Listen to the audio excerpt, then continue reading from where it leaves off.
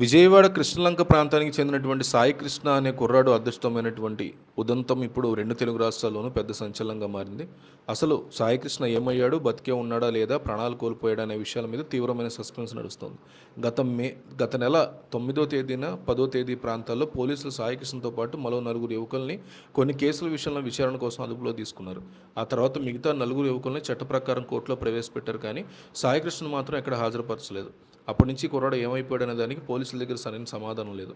ఈలోపు సాయికృష్ణ తల్లిలు పోలీస్ స్టేషన్కి పిలిపించి ఆమె ఫోన్ని కొన్ని రోజుల పాటు లాక్కున్నారని, నీ కొడుకు తిరిగి రాడు, అతన్ని లేపేస్తాము, చివరికి చూసుకునే అవకాశం కూడా ఇవ్వమంటూ అక్కడ సర్కిల్ ఇన్స్పెక్టర్ నాగరాజామని తీవ్రంగా బెదిరించినట్టు ఆమె ఆరోపించారు. కొడుకు క్షేమ సమాచారం తెలియక పోలీసుల నుంచి వస్తున్న బెదిరింపులతో ఆ తల్లి విజయవాడ బార్ అసోసియేషన్ని, అలాగే మానవ హక్కుల సంఘాన్ని ఆశ్రయించి తమకు న్యాయం చేయాలని వేడుకుంది.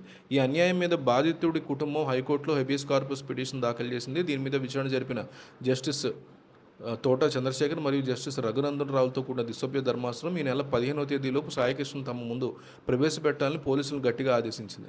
అయితే కోర్టు గడువు ముగిసే సమయాన్ని కూడా పోలీసులు సాయికృష్ణ దొరకలేదంటూ కాలయాపన సమాధానం చెప్పారు. దీంతో హైకోర్టు తీవ్ర ఆగ్రహం వ్యక్తం చేస్తూ ఈ నెలాఖరులోపు ఖచ్చితంగా అతను కోర్టు ముందు హాజరుపరచాలని గడువు పొడిగించింది.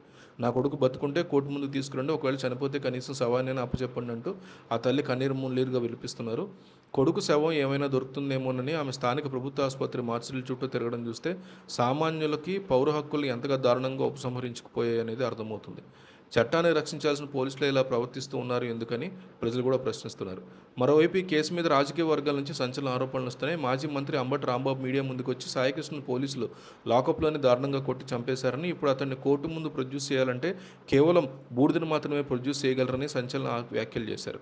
పోలీసులే అర్ధరాత్రి వేళ కానిస్టేబుల్ బైక్ నడుపుతుండగా మరో కానిస్టేబుల్ వెనకాల కూర్చుని మధ్యలో సాయికృష్ణ శవాన్ని పెట్టుకుని రహస్యంగా శ్మశాన వాటికి తీసుకెళ్లి పూర్తిగా కాల్చేశారని తనకు నమ్మకమైన సమాచారం ఉందని ఆయన ఆరోపించారు.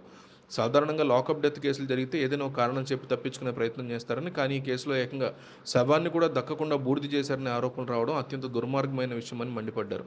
కాపు సామాజిక వర్గానికి చెందిన యువకుల మీద పోలీసులు ఎందుకింత కక్షను కూడా ఆయన ప్రశ్నించారు.